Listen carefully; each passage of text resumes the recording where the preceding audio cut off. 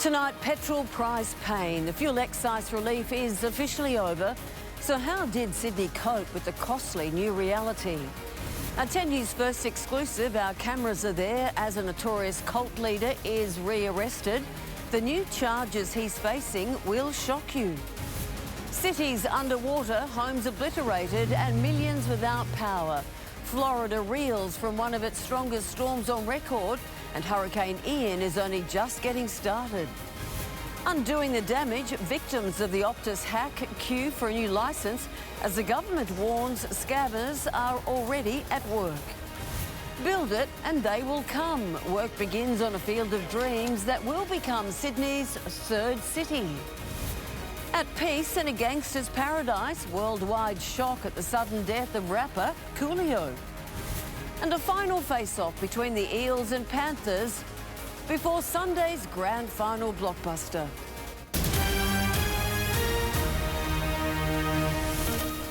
This is 10 News First Sydney with Sandra Sully.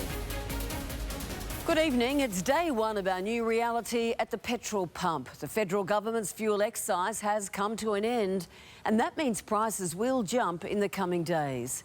It is more unwanted pressure for the household budget after a year where families saw the cost of nearly everything else go up. Queuing up to fill up before prices go up with the return of the full fuel excise. As you can see the line, there are a lot of people. We are waiting here for half an hour in a queue to get the cheaper fuel. It means even at places where the petrol is cheap, consumers will soon see a spike of 25 cents per litre. I prefer I switch the board off. We don't feel that pain. Thankfully, so far, we haven't seen any dramatic moves, certainly not in the average prices across the country. In the capital cities today, these were the average prices for unleaded, with Sydney, Melbourne and Brisbane all above $1.90. Today's change expected to take full effect in 6 to 7 days. In the regions, it'll be around 3 weeks. That's how long it took the oil companies to pass on the cut in the excise, so using their own business practices, we would expect the same for the increase. But it all depends on how quickly retailers sell their supplies of discounted fuel, and the consumer watchdog is hovering like a hawk. This is not an excuse for petrol stations to be gouging their customers. Experts say we're already paying more than we should. Yesterday, the gap between wholesale and retail prices was the biggest since the pandemic. In the next few days, there's going to be 25 cents added to that, but at the same time, we are hoping that the oil companies will do the right thing and start to drop those retail prices. The advice, as always, is to shop around or even go out of town. If you're travelling these school holidays, here's a hot money-saving tip. Fill up your tank outside of the capital cities, where prices are right now at the top end of the fuel cycle.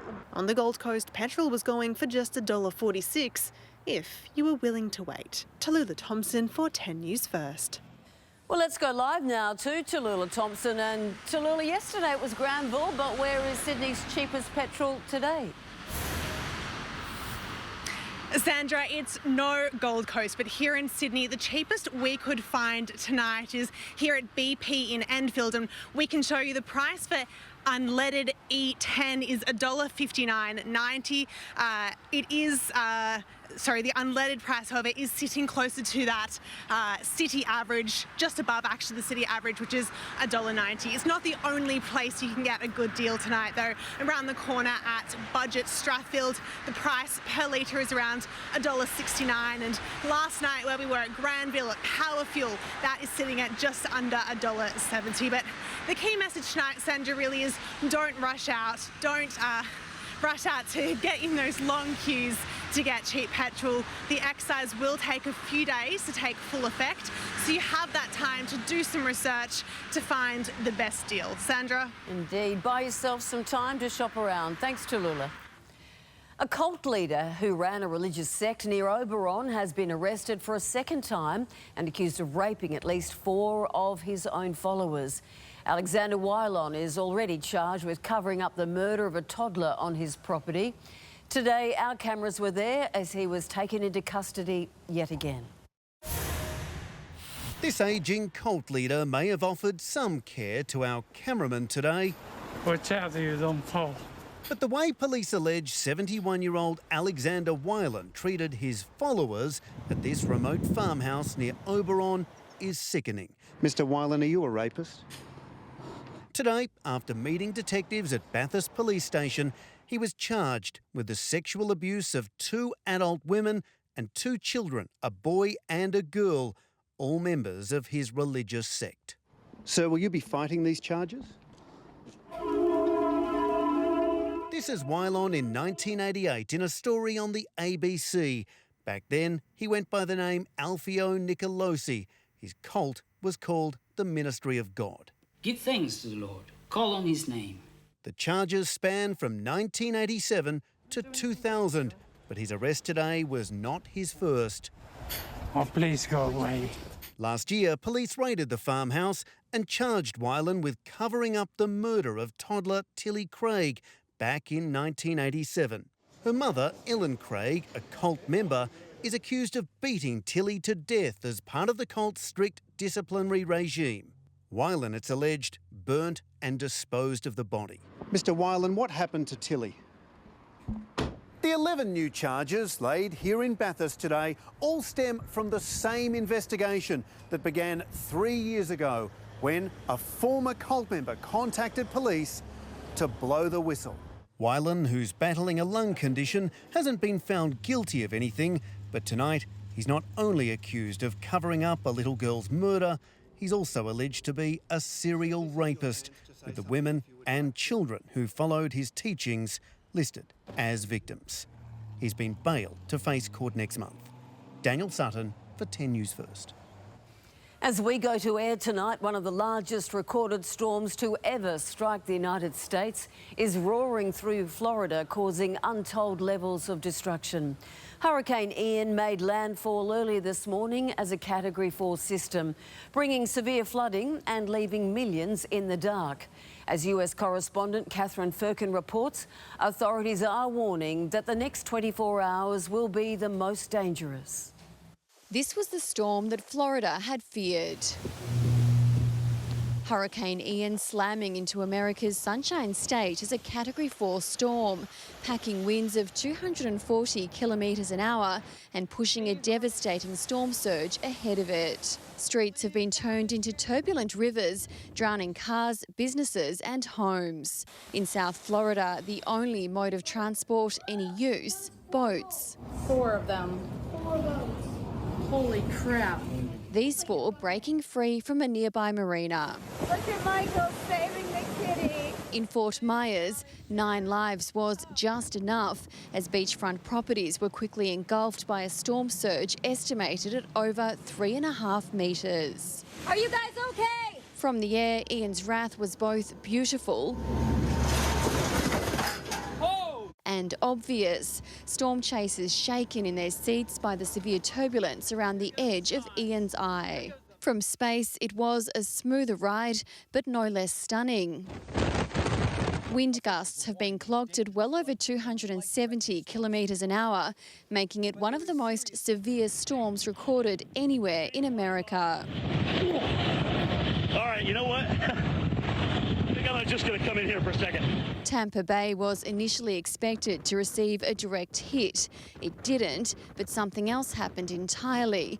In eerie scenes, water receded from the bay, a phenomenon known as reverse storm surge. It's like a one-in-a-lifetime thing. Florida's governor is already forecasting a long recovery. And this is not just a 48-hour ordeal. This is going to be something that is going to be there for days and weeks and months. Those that chose to ride the storm out from their homes are being warned to shelter in place, with emergency services like this fire station in Naples saving themselves before trying to help anyone else. If it is calm outside, you may be in the eye of the storm. Ian is now losing power as it creeps inland, still dangerous and still expected to bring further severe flooding and devastating winds for the next few days. Catherine Firkin for 10 News First, New York.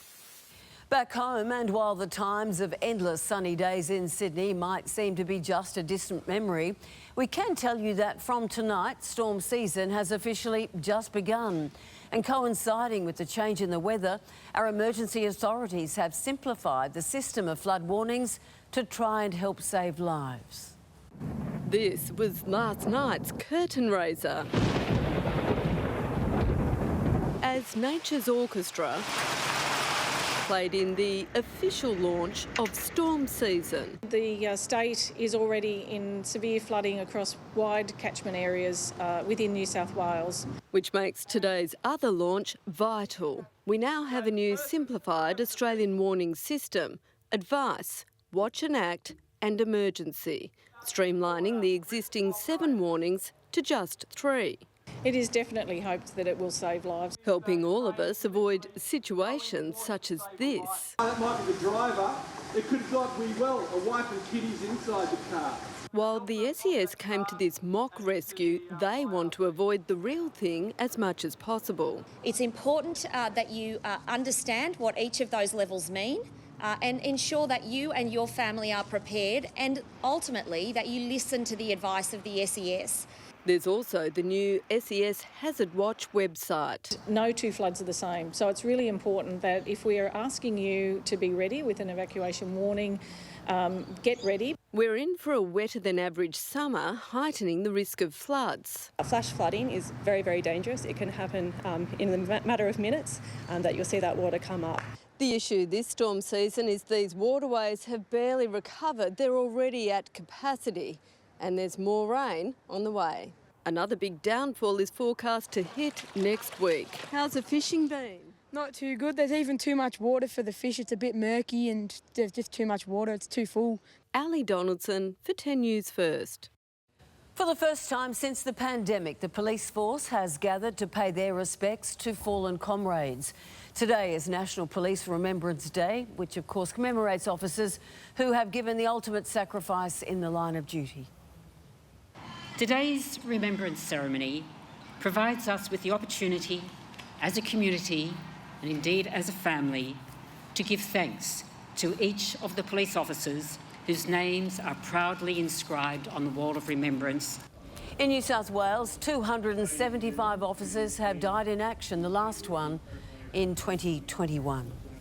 A young man remains in a serious condition in hospital tonight after being stabbed multiple times in Adenza Park in the city's west.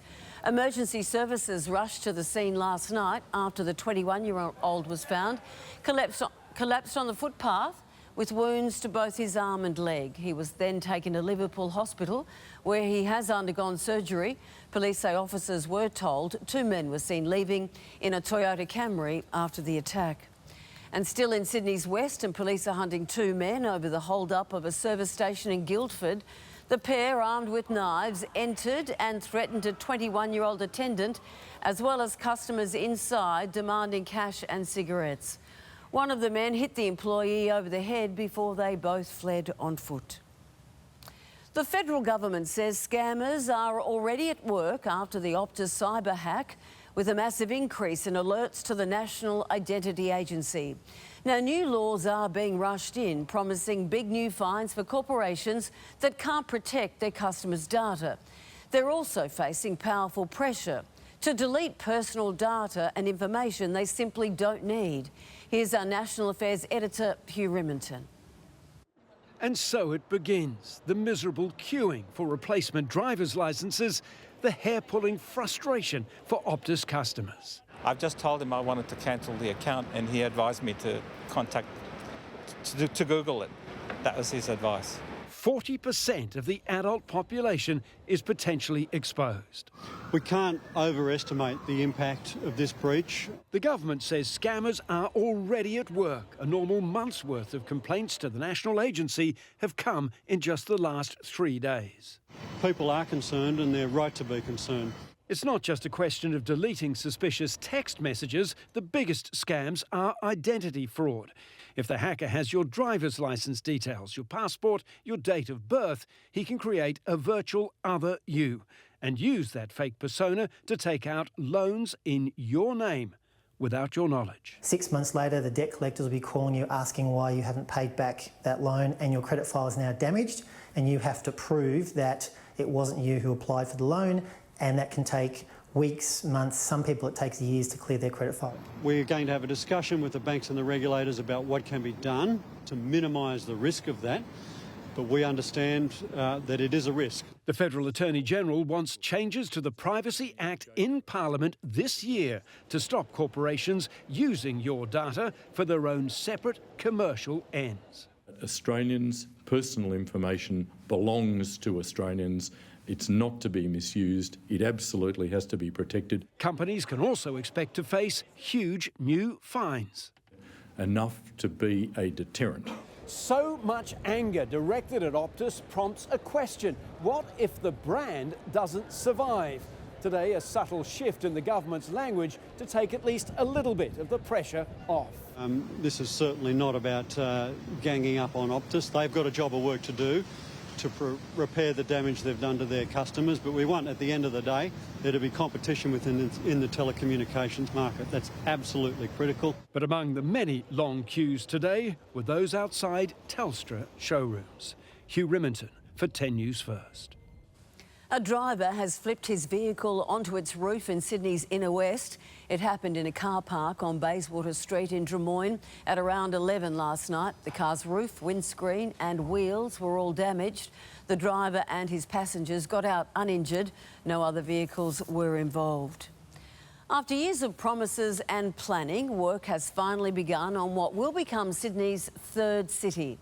A paddock in Bringelly will be transformed into the centre of Bradfield City over the next decade, as construction started on its very first building. Stepping onto his own field of dreams, the Premier couldn't resist borrowing from the classic film. If you build it, people will come. This project, a little bigger than a baseball field, it's a $40 million home for Japanese tech giant Hitachi, the first building in Bradfield City. Today, as you drove in, you would have seen cows. In the future, you are going to see the best technology, the best advanced manufacturing anywhere in the world. 5 times the size of Barangaroo, the city is next to the Western Sydney Airport. Half of the world's population within 14 hours of leaving the airport. Construction has been delayed by rain, and while some parts of the site have been flooded, planners insist it won't resemble another Kevin Costner movie. Waterworld. We're working to ensure that those spaces are not built on. Never afraid of sharing his personal opinions on building design, the Premier has long joked he's also the state's chief architect. So when it comes to creating a whole new city, Dominic Perrottet says this will become a thing of beauty. I think they'll love it. I think they'll love it. Maybe this is heaven. The future of another loved site is less certain. Strathfield Council claims it's being ignored as it tries to stop the Education Department selling the historic home of the Arnott's Biscuits founder. Yesterday, the department told us... We haven't had any approach at all from Council. These are the letters the Mayor sent to the Premier, Education and Planning Ministers 13 days ago. He asks if government would consider transferring ownership or management of the site to Strathfield Council for use as a community facility. After our report, the government has now sent copies to the Education Department. Lachlan Kennedy for 10 News First. Still to come, an arrest made over the dramatic carjacking of a former Young Matildas player that unfolded live on air. Also, while one of our largest power stations is being shut down a decade ahead of schedule. Pfizer gets the green light to roll out its COVID jab to children as young as 6 months. And the buyer who bid top dollar for a very sweet start to the mango season.